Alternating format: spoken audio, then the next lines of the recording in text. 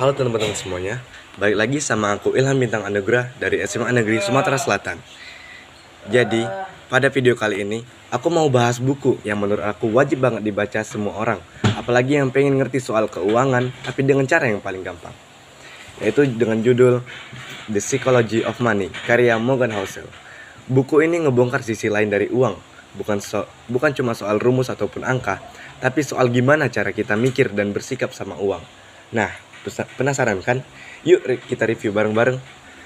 Kalau biasanya buku finansial itu isinya grafik, hitungan, ataupun strategi investasi, Morgan Housel justru kasih perspektif baru.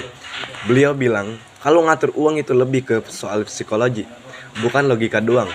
Banyak orang bikin keputusan finansial bukan karena mereka pintar atau enggak, tapi karena pengalaman, emosi, bahkan rasa takut ataupun serakah.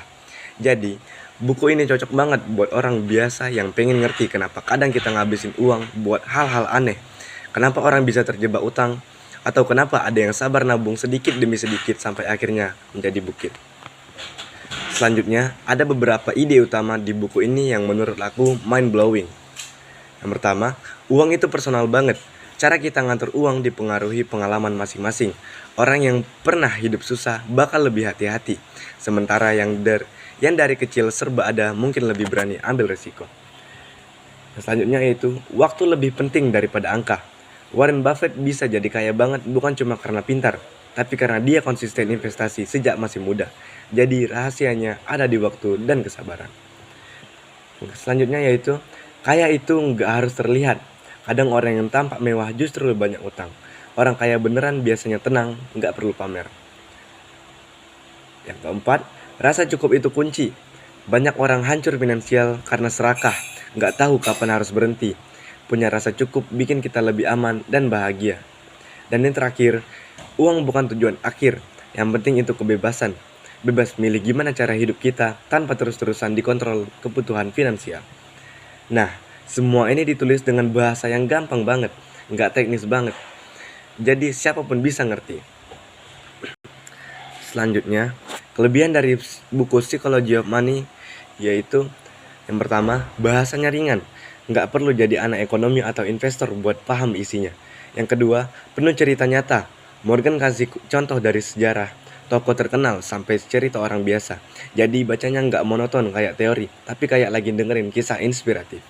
Yang ketiga, pesannya relevan buat semua orang, mau pelajar, mahasiswa, karyawan, atau sampai pebisnis. Semuanya bisa relate soalnya kita semua berhubungan sama uang tiap hari. Dan kekurangan dari buku Psychology of Money sendiri, yaitu ada beberapa bab yang terasa agak repetitif. Pesan yang sama diulang dengan contoh berbeda. Jadi buat sebagian orang mungkin kerasa bertele-tele. Yang kedua, buku ini lebih fokus ke mindset dan filosofi, bukan langkah teknis. Jadi kalau kalian nyari tips praktis kayak cara investasi dari A sampai Z, atau cara bikin rencana keuangan detail, mungkin agak kurang puas. Dan yang terakhir, buat yang gak terbiasa baca buku reflektif, bisa jadi buku waktu lebih lama buat nangkep inti dari pesannya. Jadi, kesimpulan The Psychology of Money adalah buku yang ngajarin kita kalau ngatur uang itu bukan cuma soal pinter ngitung, tapi soal ngerti diri sendiri dan punya mental yang sehat.